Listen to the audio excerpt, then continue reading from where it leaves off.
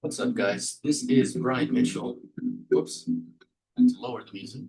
This is Brian Mitchell from Trade Algo. I am a Trade Algo's day trader. Not claiming I'm the best, not claiming I'm here to get amazing returns, because I do have a lot of folks under my belt, super newbies that just learned just yesterday how to do a call and a put because they learned on YouTube, to folks that have been only trading a month, 2 months, intermediates, and veterans of the market that have been trading 5, 10, 20 years. The idea is to be a one size fits all for everybody, right?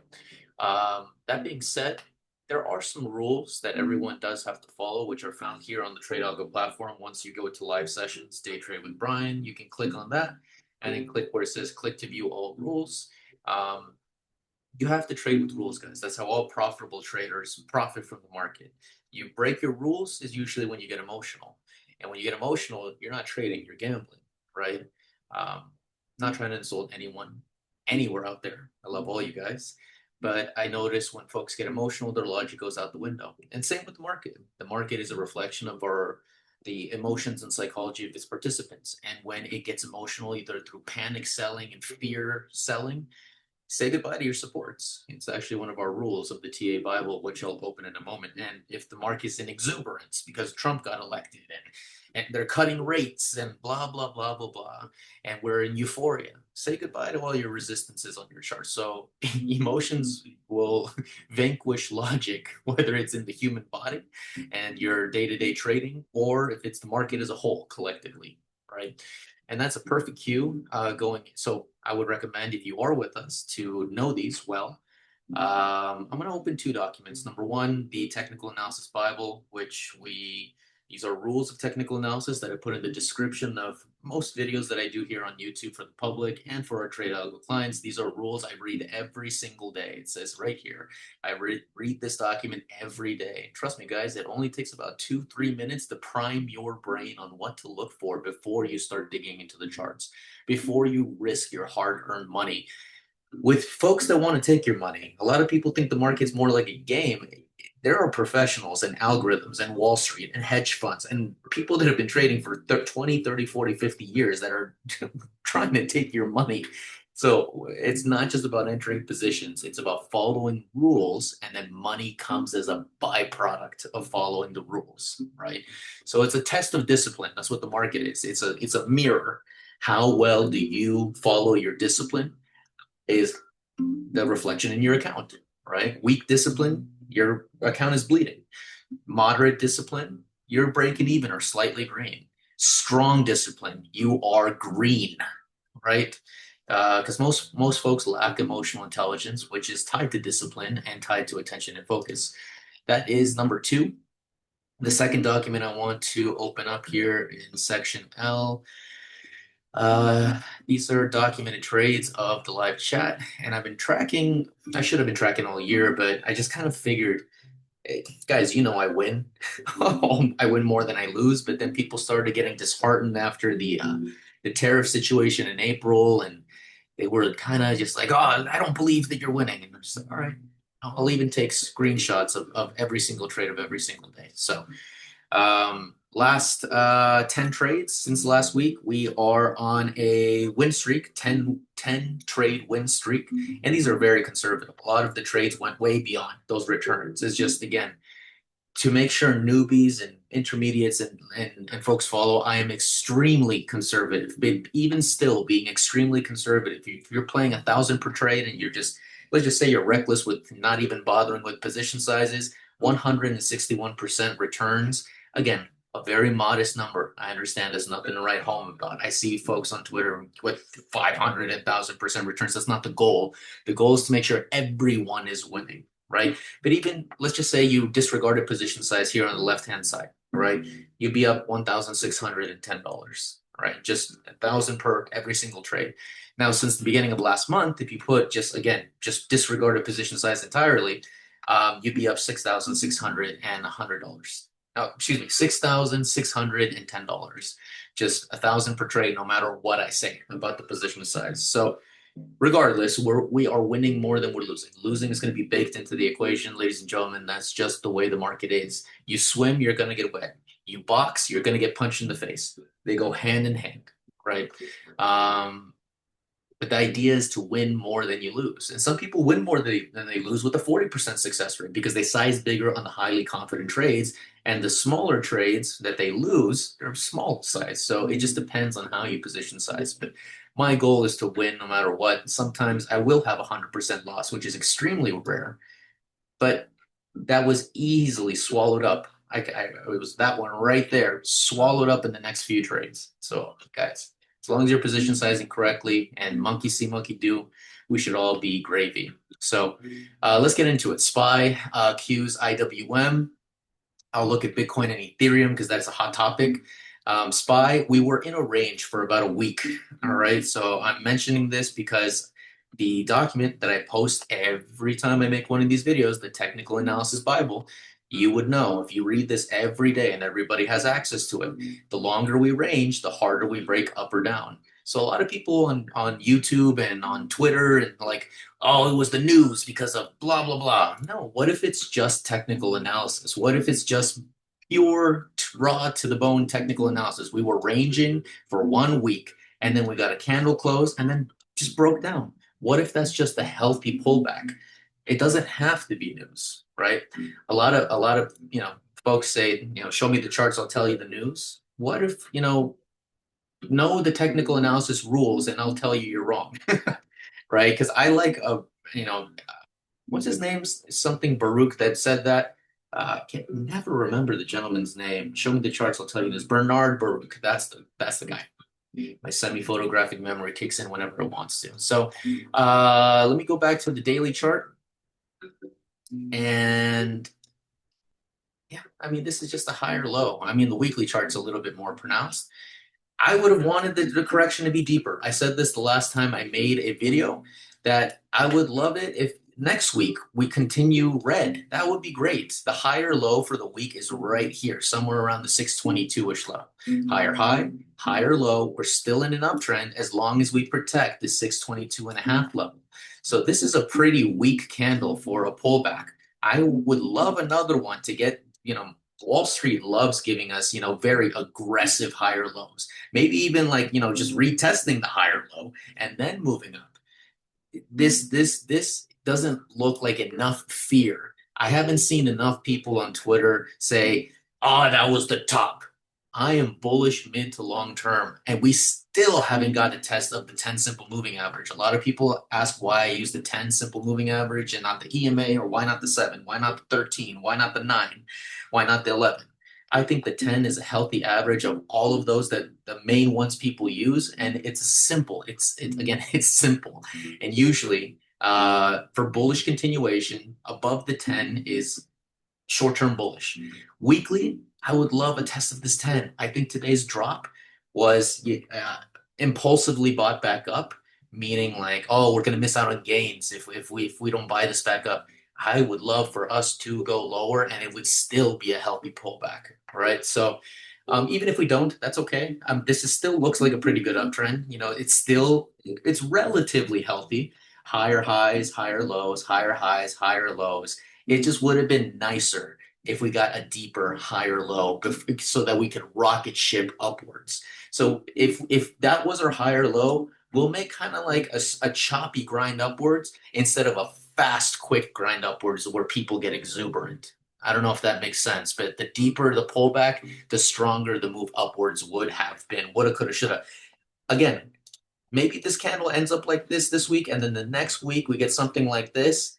That would be beautiful so that we could get something like that, right? Same thing with Qs, I imagine. So let me go to the daily chart of QQQ, which is a little bit more tech heavy. Again, if you do not know what Qs and SPY are made up of, you likely shouldn't be trading them. You're likely red in your account. I made this mistake a lot as a newbie. I would, a few years ago, it seems like a lifetime ago, NVIDIA. is the heaviest stock in the S&P 500 in SPY. If you don't know that Nvidia is dumping, and that's going to be a major reason why SPY is dumping, you're trading SPY like a single company, you are driving your trading car with a huge blind spot, right? You should look at these top three as leading indicators for SPY. So it's a juggling act. If you're trading SPY in a vacuum by itself, not understanding that NVIDIA, Microsoft, and Apple, any slightest movement can have an impact on SPY. Again, you're driving with a huge blind spot in your trading car. Same thing with Qs. A lot of people are surprised to know that Qs, it's not 8% or close to 8%. It's actually closer to 10. It's actually, well, it's 10%, right? So much heavier, a whole 25% heavier, I would say, almost, right? In QQQ. And same, so it is more tech heavy. It's almost a whole quarter. Three stocks make up almost no, it does make up a quarter of the entire ETF, which is nutso, right? So if all of them are dumping, Qs is going to get wrecked. It's going to get absolutely murdered. So if you did not know that, don't just mindlessly nod and they say, okay, I'll get that next time. Write it down. The way you remember information is repetition. If you're not repeating things, you're unlikely to remember it. Right. That's how obsessive I was when I first started learning. Repeat, repeat, repeat, repeat. I'd watch the same YouTube video 10 times a row. My wife would be like, even I've memorized it. Stop watching that. I'd be like, I can't recall it in my sleep. So I'm gonna watch it an 11th time. Sorry, babe. That's how obsessive you have to be about trading if you want to get good at this. All right. So Qs. Let's go back to it pretty much looks the same on the daily time frame. Weekly time frame. Weekly Qs looks gorgeous. Qs actually gave us what I wanted on SPY. I didn't really notice this until right now. Look at that 10 simple moving average. I'm okay with the S&P 500 moving up now. Look at this higher high, higher low. Here's the higher low. As long as we defend this area and a candle close above here, we are bullish. Higher high. Look at that 10 simple moving average. Test and move up. I'm okay. Never mind. I take what I said back. I'm okay with us moving up now. This is a healthy retrace. Shoulda, coulda, woulda on Qs. We played IWM today for a juicy return along with Nvidia and what else? Microsoft.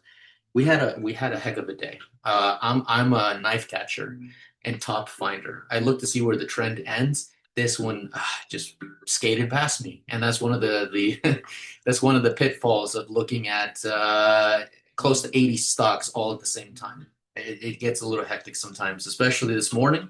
Had like 50 alarms go off in less than 5 minutes, which was jarring to say the least. But Qs looks good. I'd be happy with us moving up from here. We got a test of the 10 that lets us know this is a healthy uptrend. And here's something that was it Bitmine, BMNR? Tom Lee said that a lot of Wall Street and his institutional clients are still skeptical. They still think that it's a top. Skepticism does not happen when we're in a bubble. A bubble is when everyone is bullish, ladies and gentlemen. So skepticism, people still think, oh, there's no way it could go higher. They haven't cut rates yet. We deserve a bigger pullback. No, dude. There's this much skepticism. Markets likely to go higher. Skepticism is healthy for markets. That means that there is room to go higher. A bubble is when everyone says, I just bought into the S&P 500 and they're buying the top. This market can go a heck of a lot higher. SPY could probably hit 600 in the next few weeks. Would not surprise me. Would not surprise me. Jot that down. IWM, Russell, like I said, it could move sideways a little bit on the daily time frame. Also getting a healthy pullback to the 10 simple moving average. It did so on the weekly, the chart we were just on. Look, bouncing off the 10. Moving up from here would be gorgeous, right? And we do have a daily sloping trend line right here, and this is what we played today, right? Had to endure a little bit of a liquidity grab before going up, but that happens on high time frames. You can't just long a daily or weekly or monthly support and not expect not to go lower than it. Yeah, but we had a great return. We had a great day. So IWM looking healthy. Weekly, same thing. I would like a deeper pullback like SPY, but even if we don't get one, Qs gave us what we're looking for. And usually the indexes, SPY, Qs, and IWM move in tandem with IWM being a little bit of a lagger since it's nowhere near as tech heavy as the other two. Again, this is small cap stocks, right? So it's not a wonder why it's a lagger. It doesn't have any of the Mag 7 in it. So let's look at Bitcoin. Bitcoin, again, healthy pullback. I really, really like this. I would love if we just consolidate here for a month. That would be great. If you guys don't see it, here's the top, a little bit of an outlier, but here's the range. Here's the top, and here's the bottom. We're just moving sideways. So if we kind of move sideways here for a little bit longer between, 119 and a half and 112 and a half, wouldn't bother me to trade this range. I'm a scalper, day trader, whatever you want to call it. On the weekly time frame, again, we're just consolidating. So the bigger the time frame, the more respected everything's going to be on your charts. I like the weekly more than the daily. I like the daily more than the 4 hour. The bigger the time frame on the charts, the more respected and reliable that time frame will be for every indicator and every line you draw, which is why I color code my lines. Right? My weekly time frames are purple or light purple, I should say. My monthly time frames are dark purple, right? My daily time frames are green. So when I look at this, I say, okay, daily, daily, daily, orange or 4 hour, 4 hour, 4 hour, 4 hour, and I can kind of see a little bit, better. On the weekly time frame, doesn't it look like a complete barcode? I mean, I do this on my live streams, might as well do it now. Um, do you trade when you're in a barcode? Not unless you're scalping. I love scalping crypto. This looks exactly like a barcode, does it not? So not much really happening with Bitcoin. But before I go to the next chart, look what it did, just like QQQ. Weekly 10 simple moving average. We got a beautiful bounce right here in early July, and we're getting a bounce now. Now that was the bounce was right here. So we had 1, 2, 3, 4, 5. This is the sixth week that we haven't touched this 10 simple moving average. Is that bullish? Well, let's check the technical analysis Bible. Rule 12, the first touch of a major support. Again, I think weekly is hella major. Weekly is better than daily. Daily is better than 4 hour. 4 hours better than the hour chart. Weekly is definitely a major support. So first touch of a major support. Or, here's the caveat, first touch in a while or long time relative to the time frame is always the strongest bounce. It's been a while. It's been 6 weeks since we tested that 10 simple moving average. It would take a bad news event not to push us up technically. Why? When do technicals when does this rule get violated, guys? Well, let's go to rule 4. Rule 4 can ruin the party for any setup, any technical analysis. Technicals work best in a neutral market, no emotions guiding the price action. But if bad news comes out and then there's fear and panic, say goodbye to everything I just said right now. If there's good news, right, that'll just help push it up even harder and faster. So let's just hope that there's no bad news that comes out because this thing looks ready to skyrocket, right? I'm getting a little bit messy. Let me get back to the daily time frame. We'll look at Ethereum and wrap up. And Ethereum is also looking saucy. Daily time frame looks like a little bit of a fake out. I'm not really liking this on Ethereum. Higher high, higher low. Did we break through that higher low? We did.